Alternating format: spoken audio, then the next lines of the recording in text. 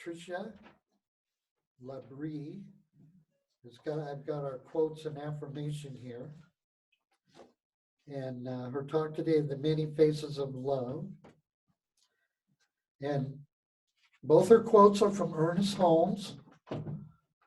Wow, and they are really fine print on this. Should have brought my reading glasses. Love is within us. It cannot be destroyed. It can be ignored. To the extent that we abandon love, we will feel it has abandoned us. Denying love is our only problem, and embracing it is the only answer. Through the prowesses of love, we can let go of past history and begin again. Love heals, forgives, and makes whole. And we should believe that God is the invisible partner in our life and affirm that divine love goes before us and prepares the way. And the affirmation for today: true love is the sincerest form of kindness. Okay, everybody. True love is the sincerest form of kindness. And hand in hand, kindness and love. That tough love, it's hard. The Dalai Lama, when they asked him to state his philosophy simply, he said, kindness. Perfect. All right. So now we're gonna do a little prayer to get in the mood for the talk. So get comfortable, feet on the floor. Deep breaths. Breathing in. You know, before I do this, now that I've got you, y'all here, I want to tell you a little story. Little Johnny was drawing a picture, and he's just, his tongue's out the side of his mouth, and he's concentrating so hard. His mom says, "What are you drawing, Johnny?" Johnny says, "I'm drawing God." His mother says, "But Johnny, nobody knows what God looks like." Johnny says, "Well, they will when I'm done." What does God look like to you? When we do this little prayer, just kind of be there. What does God look like? You know, it's easy to see God in the sunrise or these spectacular sunsets we have in the desert. But do you see God in the people you meet? Do you see God in the driver that cut you off? You know, God's there, and that's where we need to see him. All right, now, comfortable, deep breath, breathing in that life of God that surrounds us every second, breathing in that oxygenated energy that cleans your cells and souls, and exhaling any cares or conflicts of the previous week. They're over. They don't exist. They only exist if we hold on to them. And we don't need to hold on to them. We need to let them go and just be in this moment with God. It's a perfect spiritual moment. And each of us is a perfect spiritual being. Each of us part of God as God infuses us. I know that Tricia's talk is going to be informative and uplifting and just spiritually the perfect way to start a perfect day and a perfect week. And I'm so grateful that we have this ability to meet. You know, even we don't have to be in person. We are connected. We are always connected. Thank you, God. So I think it's time for me to get out of the way. And we can all affirm that perfection by saying, and so it is. All right. And now, Tricia LaBrie.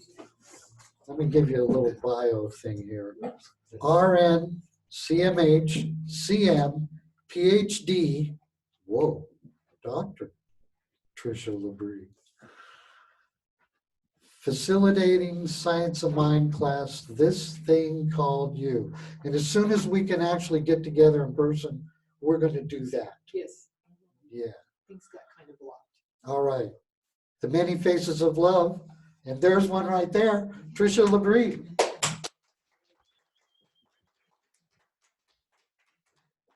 Good morning, everyone. I want her. Mm-hmm. Well, first of all, I want to thank the Center for Spirit. No.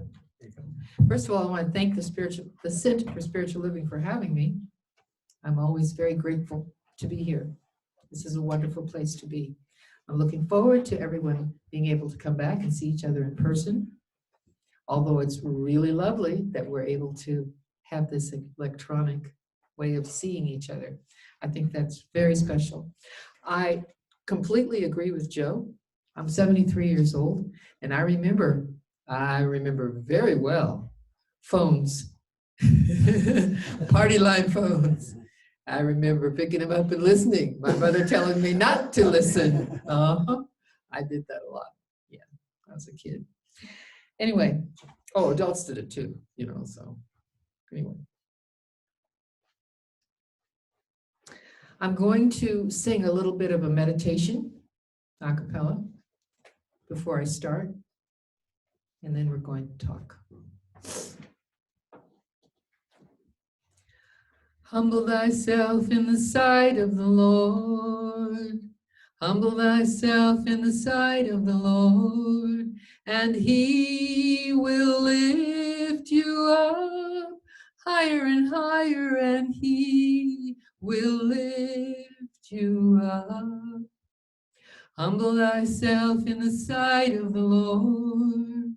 Humble thyself in the sight of the Lord, and he will lift you up higher and higher, and he will lift you up. Thank you. Okay, I'm going to talk about the many faces of love. Most people don't know that there are more than one type of love. That's because nobody told them. It's not because they don't want to know. It's because nobody told them. Most people think love means sex and sex alone. There's nothing wrong with sex. However, all types of love are important, not just one. I'm going to talk about 7 different types of love. Some will cross over a bit. That's normal. Not to worry. That's part of love. The fact that we can do several different types of love at the same time. At the same time. The 7 different types of love that I'm going to talk about, which I sent a copy to Brad, and it's on the computer if you choose to look it up, are Eros, which is romantic and sexual love, Philia, which is friendship, Storge, which is family, Agape, which is universal love, which we believe in very strongly here at the center, Lupus, playful and uncommitted love, Pragma, which is practical love, and Philia, which is self-love. All 7 of those loves are important. All 7. I have allergies. Please excuse me. I have to. Sorry. Me too. No, I'm not sick. Eros is sexual love or passionate love, and it's most akin to the modern construct of romantic love. When people think of love, they think of sex, which is fine. There's nothing wrong with that. You just need to know that there's others too.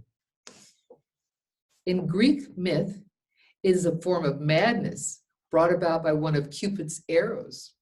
The arrow breaches us and we fall in love. As did Paris with Helene, leading to the downfall of Troy and much of the assembled Greek army. I want you guys to know, Troy was real. Helen and Paris were real. They were real. People talk about it being mythology. It's not. It actually did happen. There's proof. In modern times, Eros has been amalgamated with the broader life force, something akin to a fundamentally blind process of striving from survival and reproduction. What that means is that we've kind of turned it into something that just turns it into people, having babies, that type of thing, which is nothing wrong with that. Nothing wrong with that. Eros has been contrasted with Logos, reason, and Cupid, painted as a blindfolded child. Often you will hear people say, love is blind. Often you will hear people say that. Next one is called Philia. Philia. The hallmark of Philia is friendship. It is shared goodwill. We all need friends, don't we? Of course we do. Of course we do. It's important. Friendships founded on goodness and associated not only with mutual benefit, but also with companionship, dependability, and trust. We want somebody that we can tell our secrets to and they're not going to blab it all over the universe. It's normal. I want somebody. For Plato, the best kind of friendship is that which lovers have for each other. It is a philia born out of Eros. And that in turn feeds back into Eros to strengthen and develop it, transforming it from only lust and possession into a shared desire for a higher level of understanding of the self, the other, and the world. Philia transforms Eros into an understanding of each other. We are friends so that we can know about each other. We need to learn about each other. It's not just about me. It's not just about me. Real friends seek together to live truer, fuller lives by relating to each other authentically and teaching each other about our limitations and our beliefs, our defects in character. They are, in fact, each other. Friends are each other's therapists. No, that doesn't mean that you call up your friend all the time and blah, blah, blah, blah, blah. That's not what that means. That means when you need somebody, you have somebody to call or email or text today and tell them your story and hope that they can help you in some way. We want to help each other, not hurt each other.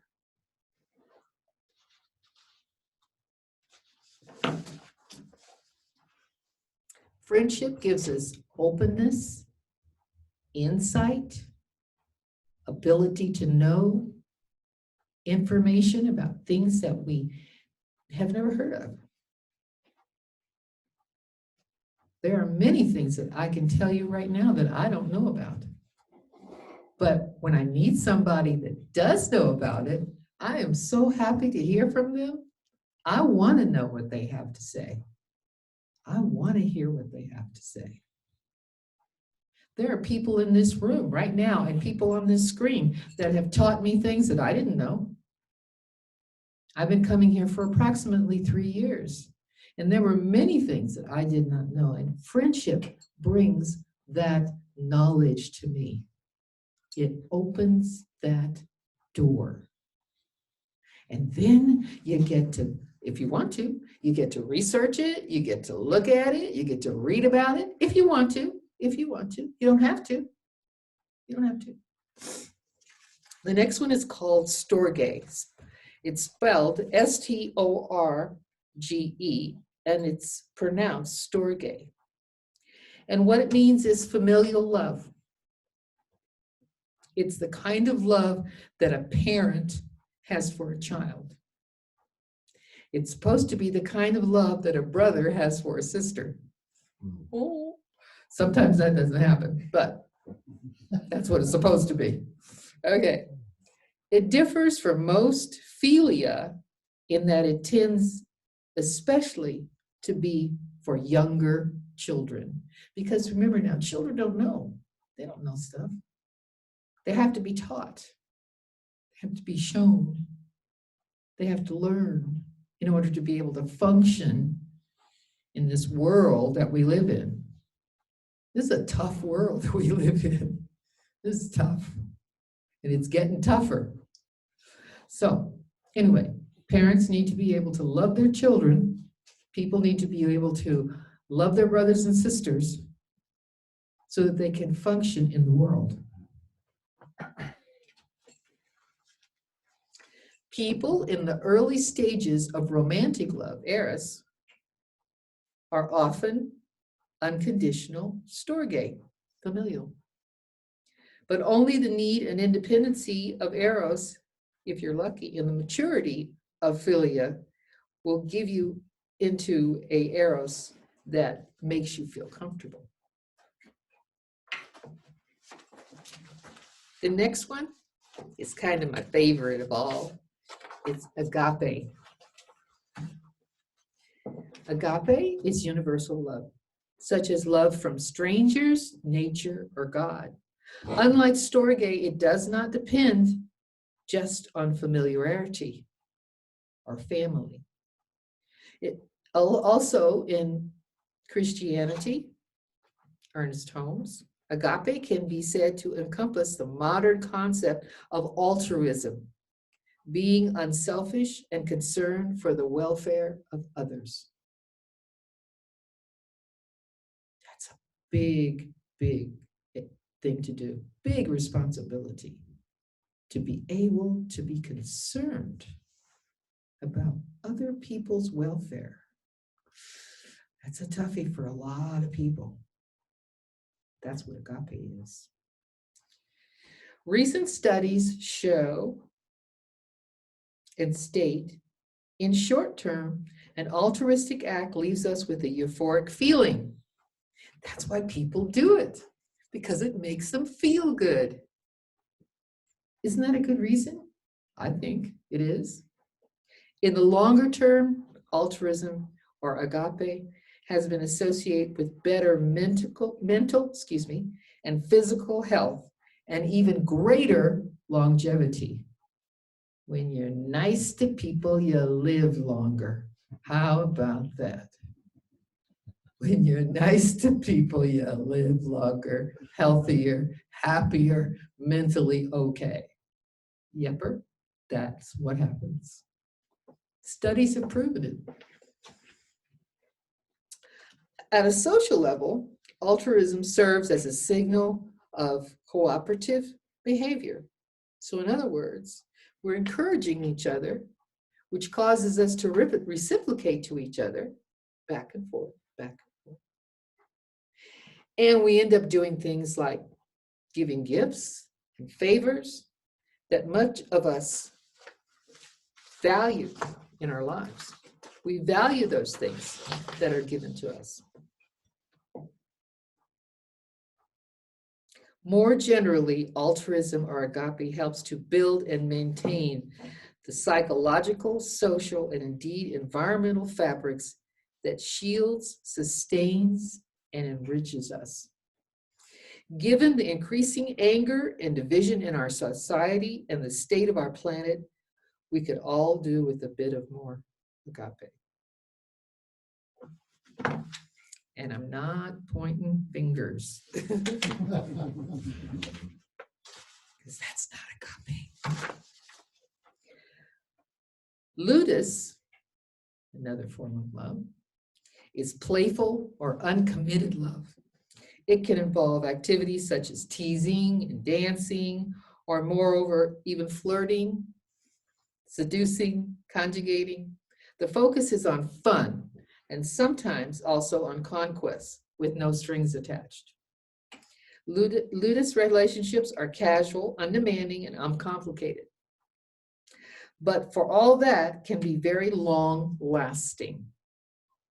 Some of us, a lot of us, have friends in our life that we just laugh with and play with and joke and tease and have a good time with. That's called ludus, and that's a very important part of love. Very important. I see you, Jeannie. The problem arises is with this type of love is when one partner mistakes the ludus for the eros. That happens a lot.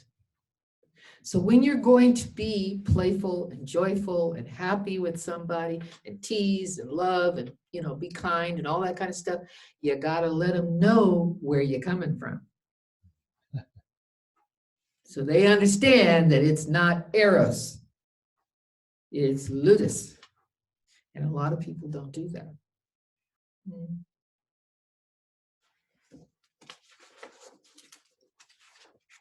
The next one is called Pragma. Pragma is a kind of practical love founded on reason or duty and one's longer-term interests. In the days of arranged marriages, Pragma was very common. Now, we still have Pragma today because there are a lot of arranged marriages in this country and in other countries. We marry people for political, financial reasons. We don't always marry people, or we don't always mate with people for love only reasons. There are people who are in power in this country and in other countries too, that marry somebody because that person owns a whole bunch of stuff and they own a whole bunch of stuff. And they want to make sure that that stuff stays in that stuff, okay? That's how it works. I'm making a joke here, but that's the truth. The King of Denmark marries the Queen of England because they want all that money to stay where it is. In a story. Is that right or wrong? It's not right or wrong. It just is. It's okay. It's okay.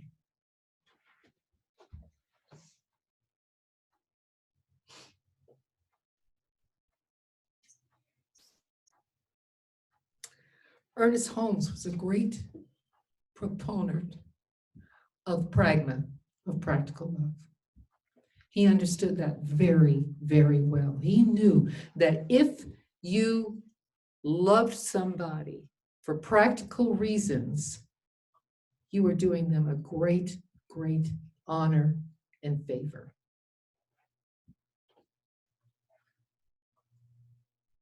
You don't have to like somebody to love somebody. You don't have to like somebody to love somebody. It's okay. There are many, many people on this planet that I love. And there's quite a few that I don't like. But I still love them anyway. Because in my way of looking at life, these people are human beings brought here or came here to this planet to be a part of this universe. I may not like what they do. I may not love what they do. I may not care what they do, but I still love them as a person.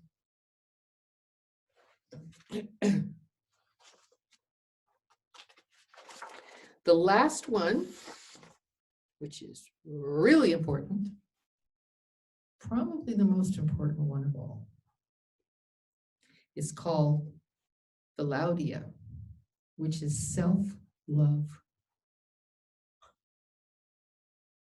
I want that to sink in a little bit. Self-love.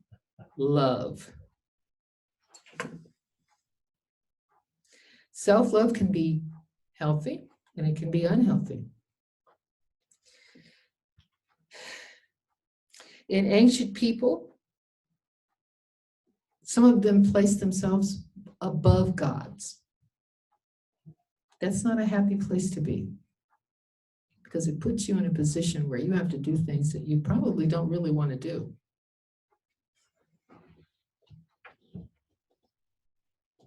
Personally, I believe that it can lead to destruction, your own personal destruction.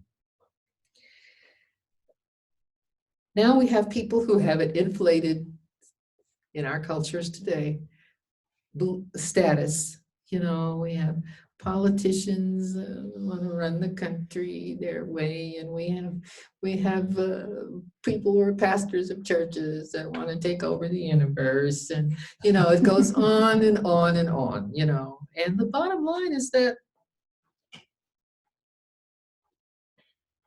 it just brings injustice, conflict, and difficulty.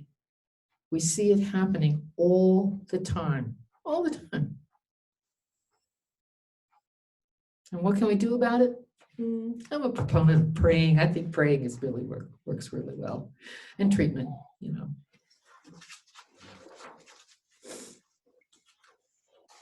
How we feel about ourselves is generally going to be how we feel about other people. That's generally how it works. Are there some people who can be very, very self-loving and not care about somebody else? Somewhat, yeah. However, I like to look at people like, just saying now, this is my own personal feeling, Mother Teresa. Mother Teresa had a temper. I don't know if you know that or not, but she did. That didn't mean she didn't love people. And that didn't mean she didn't love herself. She had a lot of self-love. Martin Luther King. He was not an easy person to be around. He was tough. John F. Kennedy. Holy cannoli, you did not want to do anything wrong in front of that man, because he would be all over you like a disease. Okay? So just because somebody has a lot of self-esteem doesn't necessarily mean that they can understand somebody else. They have their moments just like I have my moments, and everybody in this room has their moments. Self-love is extremely important.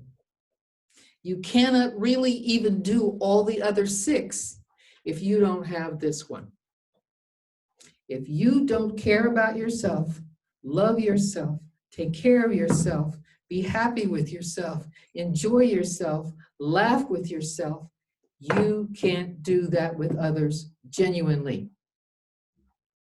You can do it, but it doesn't really work that well for you. People with healthy self-esteem don't need to prop themselves up. They just feel good, you know? They wake up feeling good, and they go to bed feeling good. My significant other is a perfect example of that. He always feels good.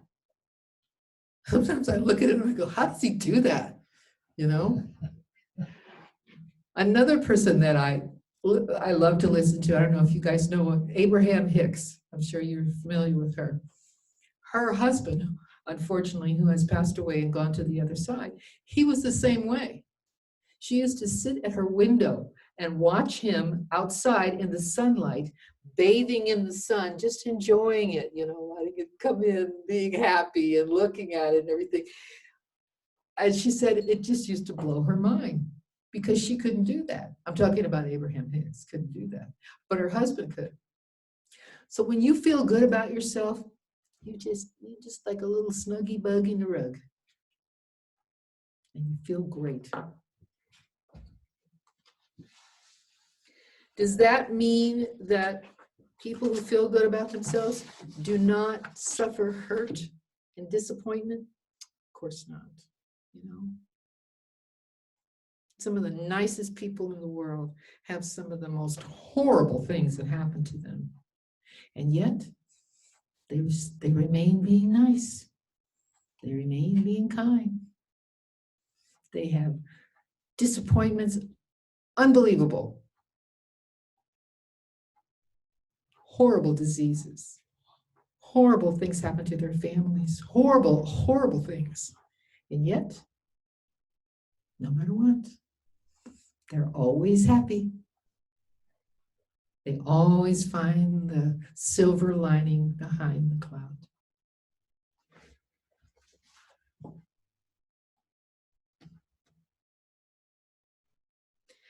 If we are loving, accepting, and forgiving, ooh, there's that word again, forgiving, of others, we generally can have a pretty happy life. All those things that I talked about regarding love, all of those are important. But I have to say this only because I'm speaking from my own point of view and from what my life has been like. Without feeling good about yourself, you cannot feel good about others. You can't. It's just not possible. Can you be nice to them? Can you care? Yes. But inside, you still don't feel right. Okay? So, here's what I want you to take home from this. I want you to take home from this that, first of all, there are many faces of love. Many. Second of all, I want you to take home from this is that we are all here together to do something positive. That's why we're here. We're not here to destroy the planet, okay? We are here to do something positive. And thirdly, I want you to take home with you that you must love yourself. You must. You can't say deprecating things about yourself. You can't say horrible things about how you feel. That is not what Science of Mind teaches us. That's not what it teaches us.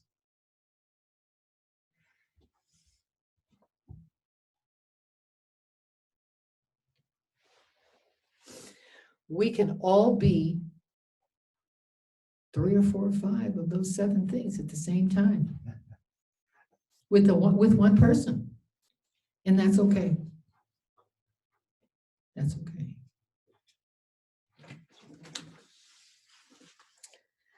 I'm going to read you from one of my favorite books here, this thing called Love. Can anybody see it? Yay, this is such a good book. You know who introduced me to this book? This gentleman sitting right here, Brad Allen. Had he not introduced me to this book, I don't think I would be where I am today. And I say that with all my heart and soul. And I'm an avid reader. I read The Science of Mind. You name it, I have probably read it or know about it, because that's how much I like reading. Joe is like that. Joe loves to read. He loves to read. All of us have our own way of gathering knowledge. Mine is through reading. Some people it's through the computer. Some people it's through talking to each other. It doesn't matter. However you get it, you know. So I'm going to read to you a meditation from this thing called You, written by Ernest Holmes.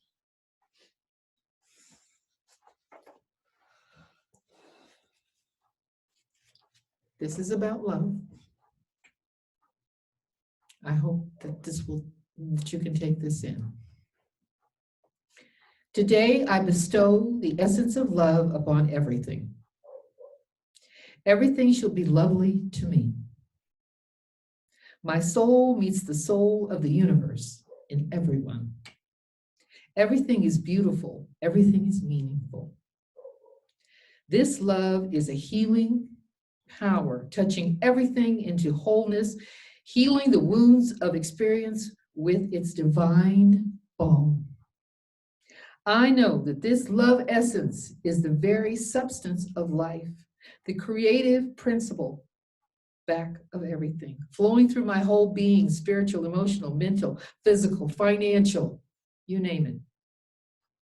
It flows in translucent loveliness into my world of thought and form, ever renewing, vitalizing, bringing joy, harmony, and blessing to everything and everyone it touches. And so it is. Thank you. Whoa.